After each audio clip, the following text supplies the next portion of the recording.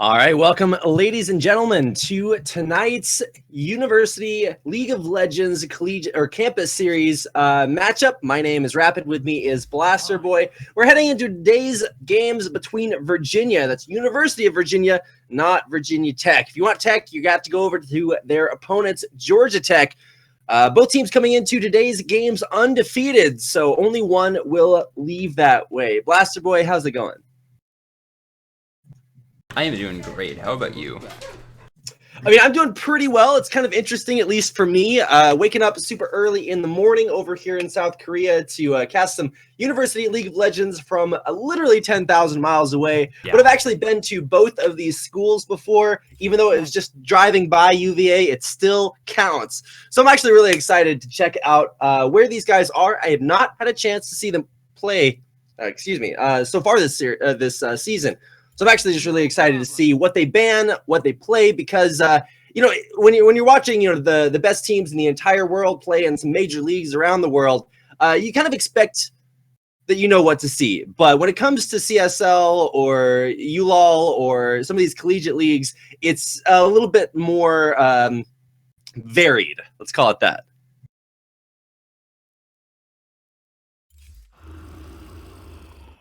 Oh, sorry about that. All right, no worries. We're just going to go ahead and get it further into the draft. We're only using 3 bans per team, at least until the middle of the season when we do upgrade to 5 bans per team. And at that point, it's going to kind of sync up with what you guys are seeing in major leagues around the world. For now, still only 3 bans.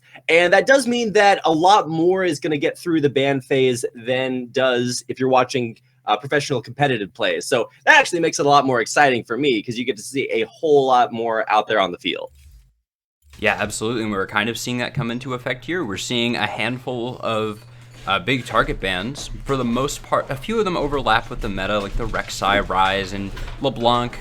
But the Ezreal, Jason, Caitlyn are all just straight up meta bans, or straight up pocket bans, rather. And we are seeing some of these big picks still get through. Malzahar, Hecarim, and Poppy are all definitely up there in the tier list.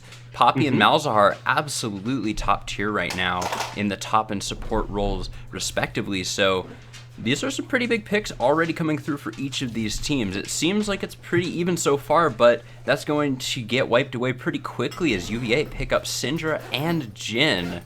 So now that automatically makes this mid lane matchup pretty difficult to deal with. Yeah, in that world in which Malzahar is not first picked. I mean, Poppy's pretty strong, but Malzahar has been first picked, I think, mostly in North America pretty unanimously. So, gotta say, very strong pick there to grab very early on. And for Georgia Tech, they're going to round things out with a pretty solid top lane tank in Maokai, actually saving what seems to be their mid lane pick for last to get that counter pick. Yeah, it seems pretty likely. It makes a lot of sense here, honestly. With the Syndra already being locked in, you don't really have to worry about looking to counterpick her. Instead, you're just looking to pick something that you know is going to be secure with the rest of the lineup that's presented. With LeBlanc off the table, there's not really another really popular, at the very least, mid laner that can blow up Syndra an equal amount as she can blow up whichever target she's up against. But if we go down the list, the popular picks for Is That Him on the side of Georgia Tech, then we're going to see Cassiopeia and Orianna as his top 2 champions, followed very closely by LeBlanc and Ryze. So he does still have a few options available, and we are seeing quite a few pocket picks here. I'll get to those in a second, though, as Elise and Tom Kench are locked in for UVA. All right, so there is a Tom Kench, and that is a great counter pick to anything like Malzahar, anything that's going to lock down just one target. You can kind of like save the dude that way. So yeah, it's a nice final pick to see locked in. But what I'm actually really curious is going to be for Is That Him? Is he going to go to pretty much the only one of his go-to champions, Cassiopeia, that's still left open? Because we were actually talking about this earlier, and sometimes it's more about the comfort level than the how well the champion fits with the team comp. Yeah, but regardless, I do feel like Cassiopeia fits pretty well here. She brings a lot of much-needed damage to this composition. Generally, a champion is balanced around particular type of power. Somebody like Ashe obviously brings damage as an ADC, but since she has CC built in, it is at least slightly lower than some of the really big hyper carries. Cassiopeia, though, does not have any of that extra baggage. She is just straight up raw damage. So she's going to be able to bring a lot of power to this Georgia Tech composition.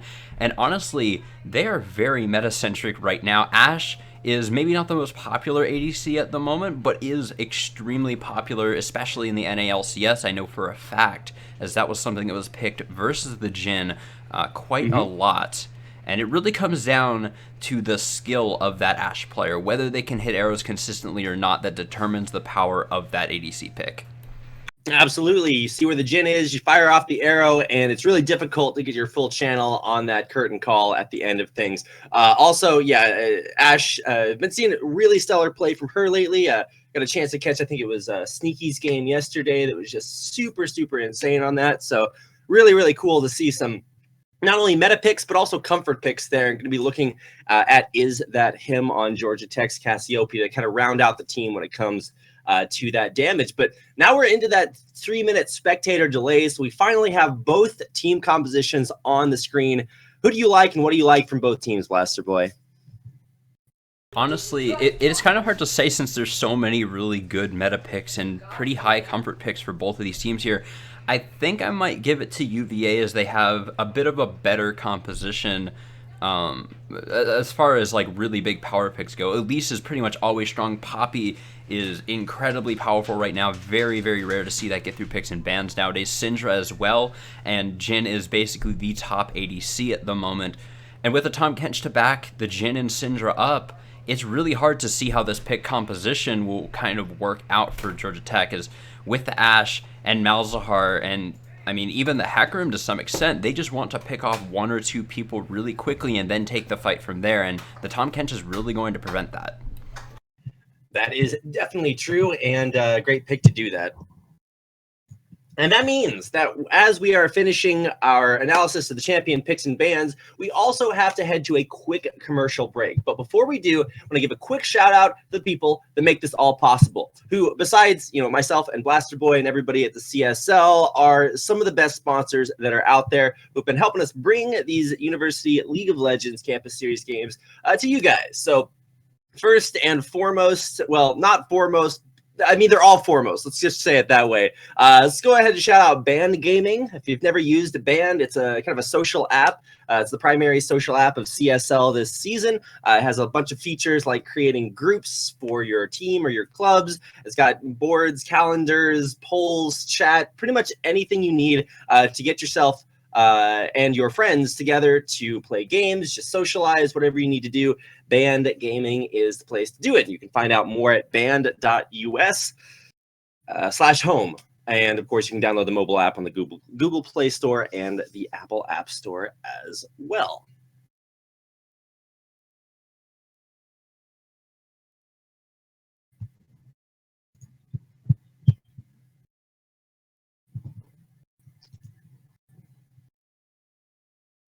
All right.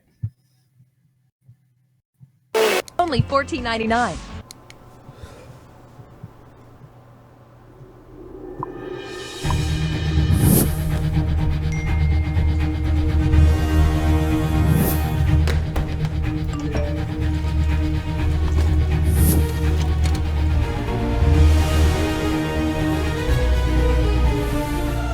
Don't miss the call.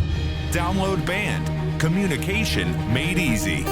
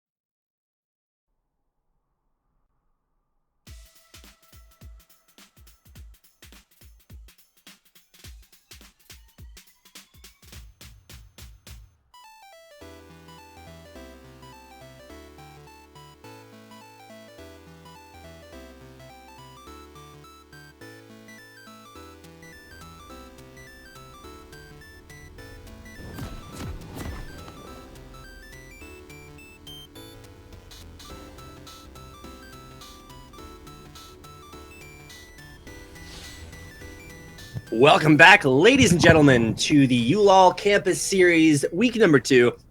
We're coming at you with a game today between University of Virginia taking on Georgia Tech. Of course, UVA, your team on the blue side, Georgia Tech, your team on the red. My name is Rapid. With me is Blaster Boy, here to let you guys know what's up with both these teams.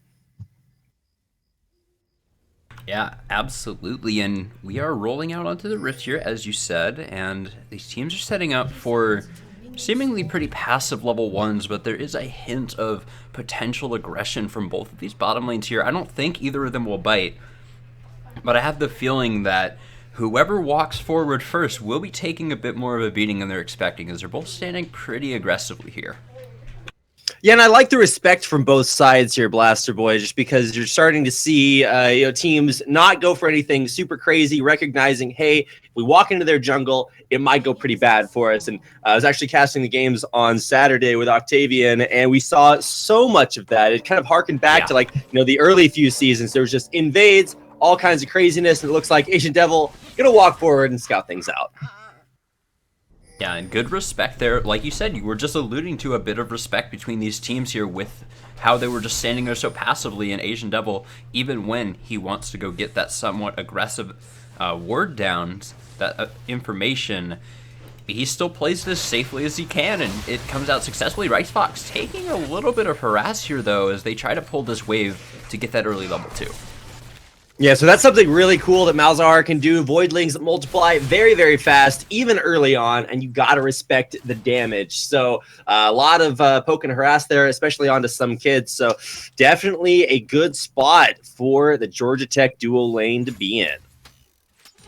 Yeah, just that little bit of harass will help to keep them in the lead. Plus, like I alluded to before, they do have that push lead down on this wave, so they will get that level 2 early, assuming that some kid and Indocarniv do not completely shove out this wave immediately and somehow catch back up. It's going to be pretty tight. Yeah, you see them walking forward here. It's going to be interesting casting a duo lane, because it's like, and now some kid's doing that. And it's like, well, I'm not just talking about some kid. I mean, I guess they're all kind of some kid, but, it's a little bit more specific than that. But either way, he's going to be cool. And it does look like he is, substantially, healed up from his early harassment from those voidlings. So even though he's going to be taking those nether grasps and malefic visions and all those kind of things coming his way, at least freezing the wave right in front of his turret looks pretty good to me. So we're starting to see both junglers kind of finish up their paths. I am not quite as familiar with the Hecarim jungle this season. Haven't seen it out that much. What do you expect to see here as the junglers get ready to gank? Well, from what I saw last time I saw a Hecarim jungle was a very passive sort of farming style up until 6. I hope that we don't see that again here. I don't feel like that's really the best. I'm expecting to see some form of early gank onto this bottom or mid lane, as those are 2 immobile carries, both 2 huge focuses that I talked about in Champ Select for this UVA lineup. If these champions get rolling, then they're going to be a big deal. There's a flash burned. Yeah, talking about getting rolling, that's one way to do it. Charging all the way through the mid lane. A great flash timing there by Last Kaiser, but still, it's going to be a flash down. Traded for a Ghost, which of course has a much shorter cooldown, so that'll be coming up pretty soon. Yeah, definitely advantageous for Sky Sapphire there. A really good gank. It just kind of came out of nowhere from a pretty typical path, honestly. A little bit of maybe absent-mindedness there from Last Kaiser. It's pretty normal that if the Raptors are up, for the enemy jungler to at least, well, it's normal for an enemy jungler to go and look for those Raptors and take them if they are up. That's exactly where he came from. Now finding Timmy. Yeah, now we do have jungler versus jungler, but Sky Sapphire just can't deal with the Spiderlings. A nice exhaust there. The blast through over the wall, but it's first blood. IRT Jimmy, or Imi, I guess. I thought that was a J, but I actually thought he was going to go down there. Instead, he picks up the kill, gets out alive, and is actually able to escape thanks to some help from Indocarniv. Summoner heal there to keep him alive as the dual lane's coming up. Is that him flashing over the wall? Is going to pick up a kill on that jungler, and it looks like the carnage is not over. Indocarniv actually eating up that Cassiopeia. Poke damage going down, and on the other side of the map, there's action going down too, as Judgment is able to take out his opposing laner, JC Prestige. What a crazy fight in the jungle already. Sky Sapphire, I thought he had that there, kind of getting the jump on IR Timmy, and him missing that cocoon as well, or throwing the volatile spiderling and not really doing all that much. It was more than enough though, and a very, very smart repel to finish that off. All of the roams down from across the map. So many summoners burned. This bot lane for Georgia Tech is now burned. 2 of their summoners, the Flash on Ashe and Exhaust. Their mid laner burned both summoners. The mid laner on the side of UVA also burned both summoners. And both of the bottom laners for UVA now completely out of a lot of safety, with both of their flashes and extra summoners going down as well. So it ended up being really even across the map in the end, but by summoner trade, it was hugely in the favor of Georgia Tech. Yeah, absolutely. Out of 9 flashes out there, we only have 3 remaining. So getting a little bit crazy. And, you know, I know you're the color caster, Blaster Boy, but at least from my play-by-play biased background, I like to see a ton of action. So when it gets this heated early on, I know we're in for a pretty cool rest of the game. We were only 7 minutes in. We've already got 3 kills going down there, but it does certainly seem like Georgia Tech are maybe a little bit ahead of the game.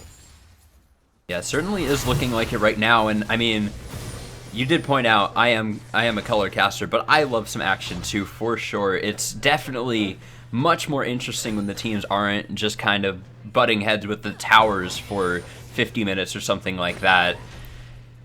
Certainly, it's something I appreciate, of course, but it is much more exciting for everyone involved if there are a lot of fights similar to that one. And yeah, like you said, setting up for a fantastic game here. Georgia Tech is pulling a bit ahead, just a little bit ahead in gold, and a lot of that is really just coming off of how much that gold is spread around on the 1 kill that Him has at the moment. Maokai Roam. Whoa, coming down to the mid lane. Kaiser out of there, erased off the map. And that's just going to mean that even though we started to see maybe a more even fight earlier on, it's starting to get a little bit crazy. Great roam there by Judgment. Yeah, incredibly decisive with that flash into the immediate twisted advance, and now the dragon attempt coming through with the Voidlings to tank as Judgment takes a bit of a beating as he returns to lane, but not too much to be lost as Dragon looking to go over Georgia Tech's way.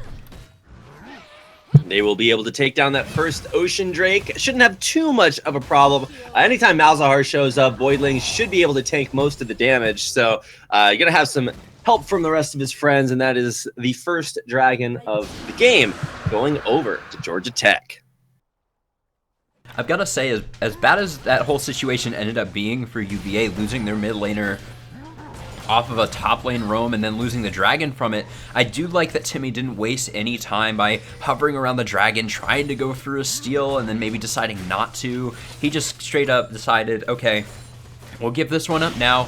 We'll be back later. We'll look for a better opportunity where it's more time efficient for us to contest, and hopefully they can bring more firepower next time as well. So I mean, making those types of decisions definitely alludes to a very good team under the hood.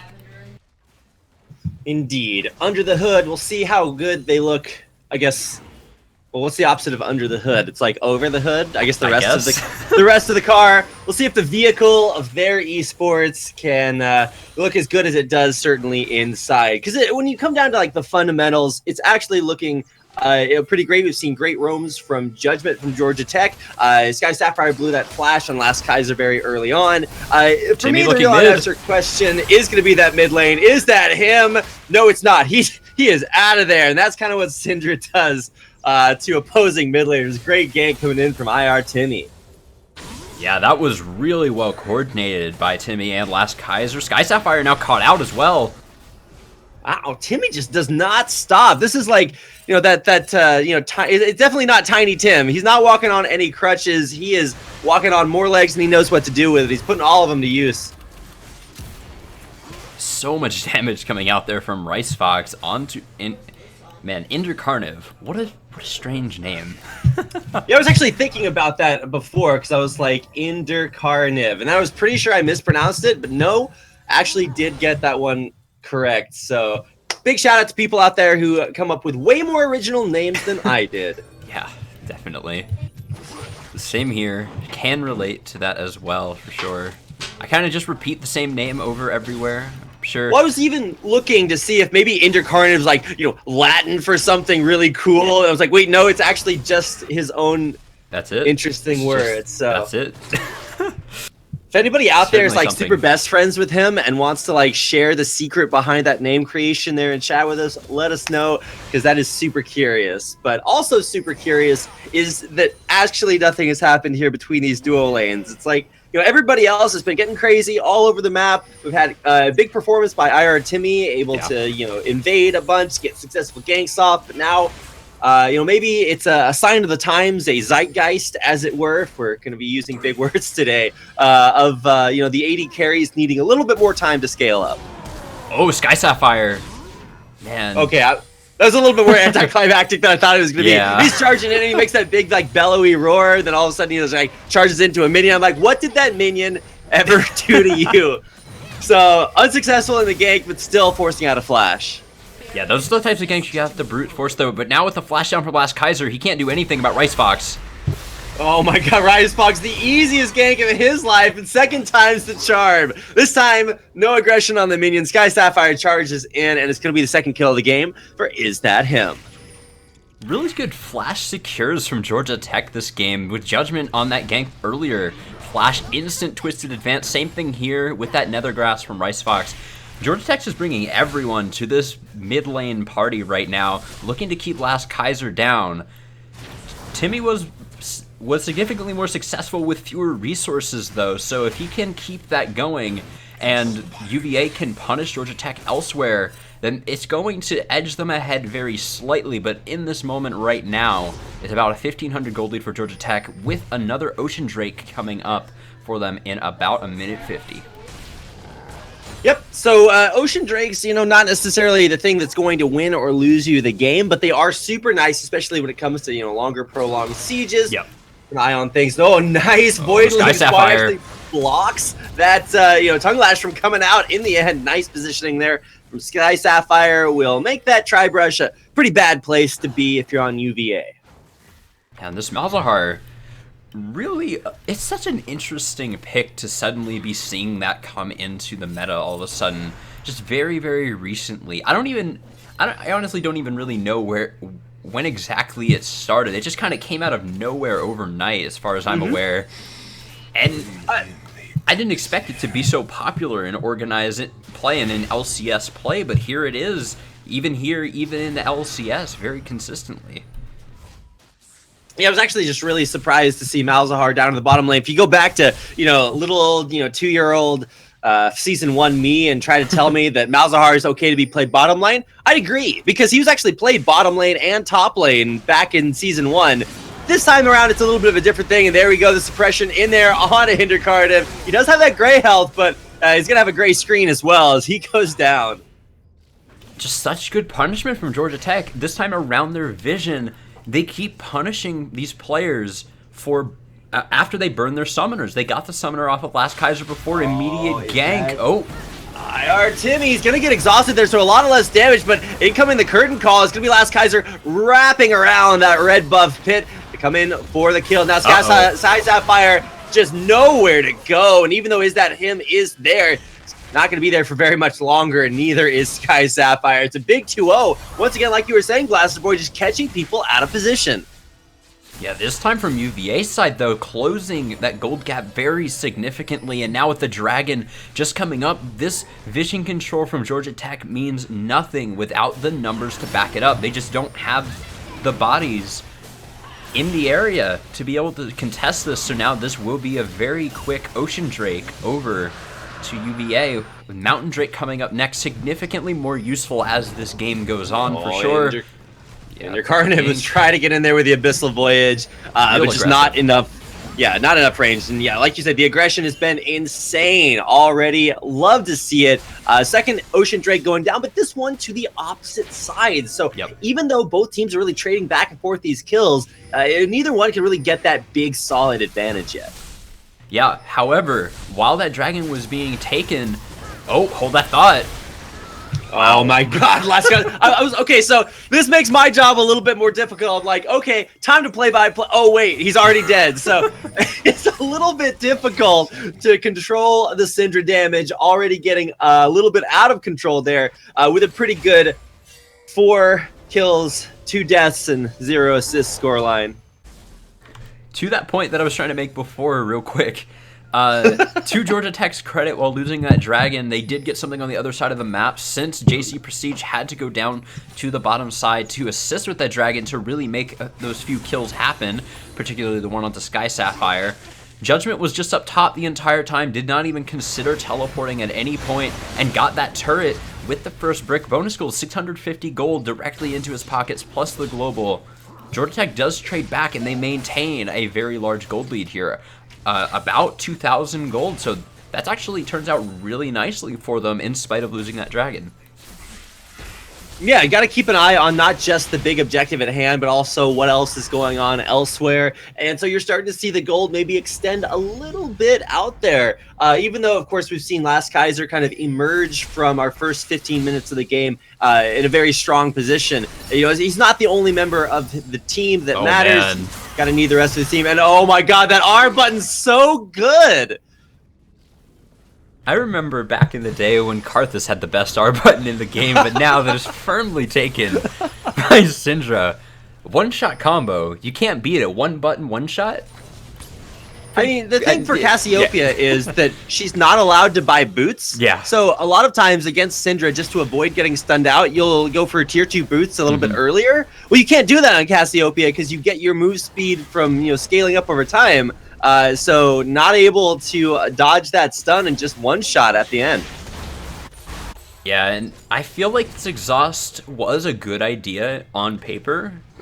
When you're the one deciding the fight as Cassiopeia, you're going to be able to throw that exhaust every single time onto Syndra and completely cut that damage in half. Oh no, some kid. You saw him there! Oh no! What does Malzahar do, Blaster Boy? Well, it causes you to fail your flash over the wall. That's obvious. So some kid and Intercard both going down there. A sick dive off of just overextending into a tribe rush. I was so positive that they just saw Sky Sapphire step out of that brush, dive atop. Wow, Judgment's got some boots on. He is able to dip, dodge, and dive way behind his turret. Here's the R button up again, but it just does 0 damage. Judgment on top of the magic resistance with 3 champions is a little bit of a tall order, and he will go down in the end. The bot tower goes down, the bot tier 1, with pressure on the mid tier 1 for Georgia Tech as well, but it will be at least traded 1-to-1. Let's jump to the mid lane real quick. That tower's going to fall, so it's actually going to be 2-for-1 in the favor of Georgia Tech in turrets, and they're on this bot tier 2 now as well. Gotta be careful there. Sky Sapphire is taking a bit of damage, and they will actually be pushed back from that tier 2 lower turret. But the mid one does go down, like you said, Blaster Boy. So overall, still a 2-for-1 in turrets across the board. I think UVA, by and large, has the right ideas with a lot of these plays, but Georgia Tech is just beating them out a little bit, just edging them out in some of these exchanges. Turret for the dragon is normally pretty even, but I'd say with the first brick, especially when it's only the Ocean Drake, is that it gets more and more difficult to use, especially with a composition like they have, I feel. They're not going to be sieging for extended periods of time, so it's not really going to be that useful for them outside of lane. But the first brick gold, particularly going over to this Maokai, boosting him ahead of this Poppy just even a little bit, is actually pretty significant. Now 2 turrets for 1. Yep, and it does eventually come down to the objectives, not just the kills, it's what you do with them. And so with that early turret takedown, or with the first third turret takedown, it really opens up the map here, and UVA starting to feel maybe a little bit more constrained with their possibilities, but they are getting out there around the dragon area, and we will see that Mountain Drake spawn in just about a minute, see if they can take it down. Yeah, it's looking like it's going to go UVA's way, as if their ward control here sticks as well as Georgia Tech's has. When Georgia Tech has gone in with control wards and placed them minutes in advance and just been able to keep them there, really there hasn't been much pressure from UVA to get those out of there. So, oh no, Asian Devil might be getting ganked here. Oh, good pathing though. Wow, yeah, deciding to go up instead of just back to his current. But TP coming down might be in time. Oh. Action Arrow hits on to some kid, and here comes Sky Sapphire. That is going to be one sad duo lane. Though they will escape for now, we'll see if they can make it out of their life. Channel, curtain call there in the back end. It looks like with the exhaust on to JC Prestige, not going to be dealing the damage. That's left to Last Kaiser. He's going to push the one shot. It will be his first kill of the fight. Is that him getting in there as well? Intercardive trying to escape, but he's not going to be able to make it out of their lives. Some kid will not be either. And that's going to be a 4-for-1 exchange. UVA fall, Georgia Tech dominating. There was just no support on the backline there for JC Prestige. He was there all alone, dove onto Asian Devil, was able to pick him off very quickly, but there was just nothing left after that Syndra one shot came through. The Syndra and Jin go down immediately, and the front line from this Georgia Tech lineup of the Hecarim and Maokai combo is absolutely massive right now. And they're going to look to take this dragon after the 4-for-1 fight. Wow, yeah, converting a team fight win into an objective, a really great way to solidify that lead. And I gotta say, Blaster Boy, I mean, as cool as it is watching Syndra one-shot people, I think it's even better to see great team coordination. Yeah. They engage, all very well put on the same page, and Georgia Tech come away with their second dragon of the game, and their first really big, solid lead. Yeah, this is the biggest lead that we've seen this game so far, 6K in the favor of Georgia Tech. So now they need to take this gold lead that they have, and the first step, I would say, and you alluded to this before a little bit, of winning a game is being able to take kills and turn them into objectives. And after that, I would say one of the next steps is being able to take that gold lead that you then have and actually work with it, which they might be able to do here. Malzahar.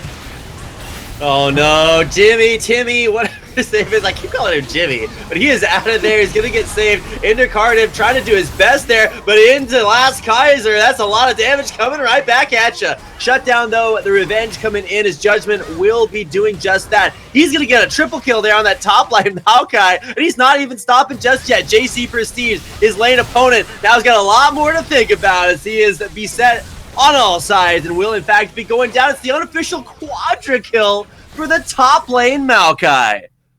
What a beast. Judgment is just tanking up everything, and he walks out with full health as well as a quad, unofficially. Nobody could hit him. Maokai, I mean, he's super cute, too. He's got little kitty cats all over him, and he's killing your entire team. Hard to hate the power of Judgment right there. Yeah, I feel like this is going to be something that'll draw a ban next game, but they might try to kill him here anyway.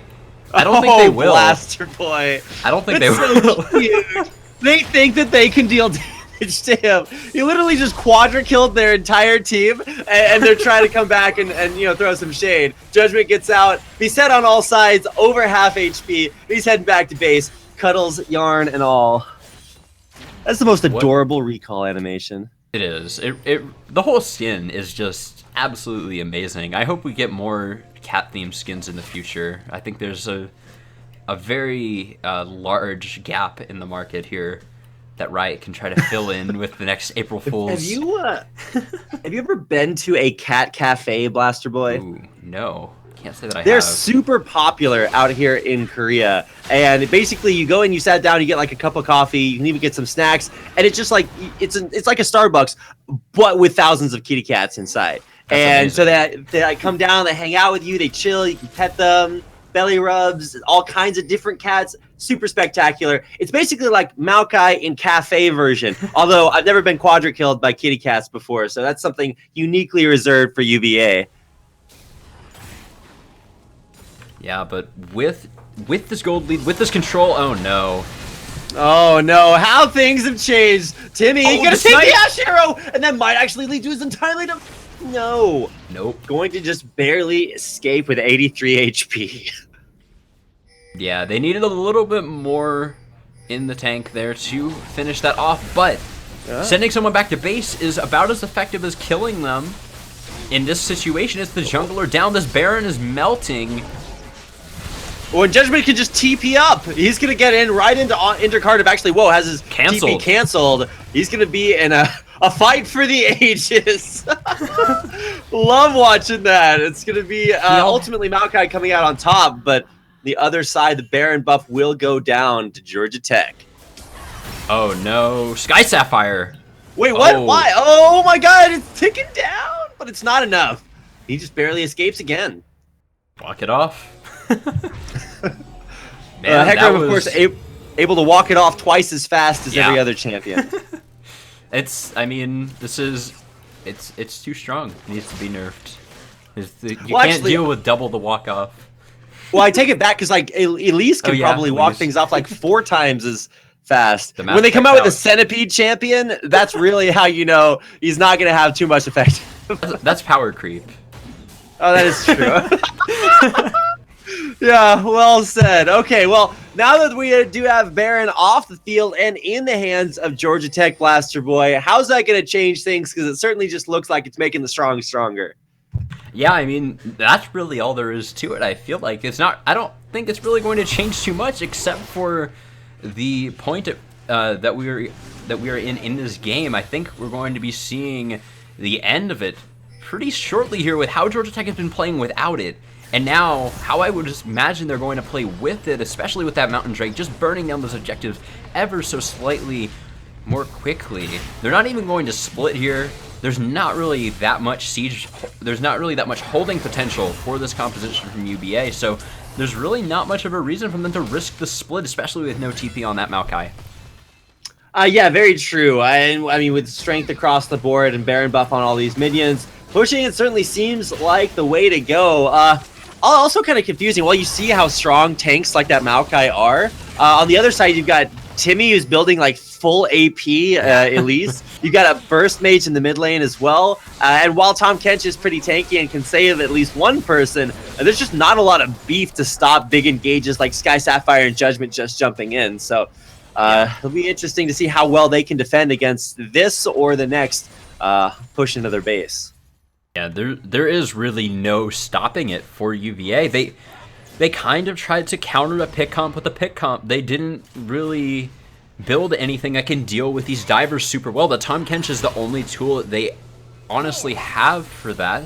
Let's hop over to the Dragon real quick. Oh, never mind. It's already gone. It's an Ocean Drake over to Georgia Tech, the third of the game. So that'll be the last one we see. Mountain Drake is the next one up. So... I mean, just these two repeating over and over. If this game goes any longer and we see that dragon spawn, the following one, the one after that, will be Elder. So, but that is 12 whole minutes away. I don't think Georgia Tech should let this game go that much longer. It looks like they may, though, as their Baron buff is wearing out pretty quickly here, and they haven't really done too much with it. Yeah, kind of surprised by how little they were going to be able, or they were able to get done with that. And of course, the biggest turnaround that could be coming in UVA's favor is their purchase of my favorite item, Rapid's Fire Cannon. There on some kid who, together with that and my combined power, will clearly be able to put them back in the lead. Well, maybe not so clearly, but the Baron buff does wear off, and I mean that's got to be a big sort of sigh of relief. If you will. So even though they're down 10k gold, they're not as far behind because the buff is gone. Yeah, I mean, it looked like it ended up just being kind of two comps that don't work too well in a siege situation. There is some wave clear, of course, for UVA with the Syndra and stuff like that, and the Elise to some extent, but not really all that much. Might have to hold that thought, though. Yeah, Curtain Call's coming out, and they did put out a decent amount of damage onto Rice Fox and Nation Devil, so, I mean, that's going to make it a little bit less attractive for them to just push in on here for any turret damage. I mean, tanks up at the top lane, dissuasion in the mid, and bottoms just keep continually getting pushed in by each of these burst mages, so, gotta say... things are kind of evening out here. I wouldn't expect them to stay that way, but UVA certainly look like they're having problems pushing in. Whoa! The big flash in! That's going to be a petrifying gaze. Does catch Intercarnate. Going to get the flash over the wall there by Ricebox, locking him down, taking him out. That's going to be, even though a Repel's going to come in, it's not going to be good enough. And that's a double kill for Is That Him off the big flash engage. Not stopping there. Go in deep. And that's going to be an Ash Arrow onto some kid. Going to be beset there by that Twisted Advance and taken down as UVA fall 1 by 1. It's going to be Georgia Tech diving through the base. Judgment even going in onto the fountain. Outplayed. by JC Prestige and gets shut down. But of course, that might just not be enough as we see Asian Devil a little bit scared there. The Syndra doesn't get stunned, backs away, and that's the engage into the base. What an engage there. Who needs the Ashe when you have a Cassiopeia that can flash forward, stun a tank support, and still have the engage go off successfully? But, I mean, what a crazy fight. It really just came out of nowhere. A slightly botched engage from Last Kaiser really allowed Is That Him to find that opening and go for it there. Worked out fantastically for Georgia Tech. They break the base open, which will ease them into closing this game out ever so slightly more. But they're still not going to be able to end it quite yet. I kind of hope that they don't have to look for an engage like that again, because that's incredibly hard to find. It's the first one we've seen like that in 30 minutes for a reason. I think that they should try to rely a bit more on this Ashe just in general. It's not going badly for them, not to say that, but it's just way more consistent. It was a bit weird there. Yeah, definitely kind of strange. Those are the kind of fights that I'm super glad I'm a play-by-play caster on, because sometimes it just gets so difficult to pay attention to in the different priorities. It certainly seemed like some kids' positioning was a little bit far forward as Judgment just like instantly got on top of him, but it was a flash twisted advance. So, I mean, there's only so much you can do about that. Yeah, I mean, any further back and he wouldn't have had any hope of hitting anything. I think he was already standing outside of his max auto range at that point, or very close to it, even with that rapid fire cannon. Okay, Georgia Tech setting up for a pick. They're looking to play their comp to its full effectiveness here, but they haven't swept the wards properly, Asian Devil. Wait, what? Okay, he just walked it straight into a pop. He's going to take most of his damage before to engage. There's a suppression onto JC Prestige. Does pick up his buckler, but he will be going down. Too low health, but he saved it the last second there by Intercarnate. Arrow does hit Last Kaiser. Is going to be taken out before this fight even starts. Intercarnate's got the Grace health, but it might not be enough to survive. Yeah, he's going to get taken out there. Is That Him not dissuaded? But he should have been a little bit more careful. He'll go down there. Some kid able to take him out. Can he find the rest of the kills there? Asian Devil and Rice Fox. They're so low, but they're not going to go down. And in the end, it's a 2 for 5. The ace picked up for Georgia Tech. And that's going to look like game. Somehow Judgment managed to not take any damage in that fight again. These are mysteries, Master Boy. I don't know how that really happened there. Yeah, Malcolm's a great champion, man. The sap magic. It's pretty strong juju, and that's gonna do it for our first game of the night. It's a bopping 23-12. Georgia Tech come out on top of UVA. What a game from both of these teams here. Honestly, early on, it was pretty much dead even between these two teams. But Georgia Tech, they ended up, like I said a little bit earlier in the game, were able to just get some edging out leads. They were able to take that turret with that first brick gold for the dragon, a dragon that they already had, a dragon that merely evened UVA up. And then they got 2 turrets for the one, and they just continued those small trades, pulled that gold lead into something way bigger with a few good picks from their fantastic pick composition, and with really, really solid communication, they were able to close that game out respectively quickly at about 33 minutes. And close it out they do. In the end, very, very dominant scoreline there. I gotta say, as much maligned as AD carries do go, there are indications between good ones and the others. Asian Devil finished 3-1 and 13, so not definitely carrying the game, but super solid positioning, and finished with, I think, the second highest CS, second only to Judgment's Maokai, who led everyone. In fact, if I can check out the advanced details, which unfortunately I cannot, I really want to see if he led them in damage too, because he was going off that game. Finished 6-2 and 10, so pretty darn impressive. Yeah, one heck of a game, but we still have at least one more to go, guys. Don't go anywhere.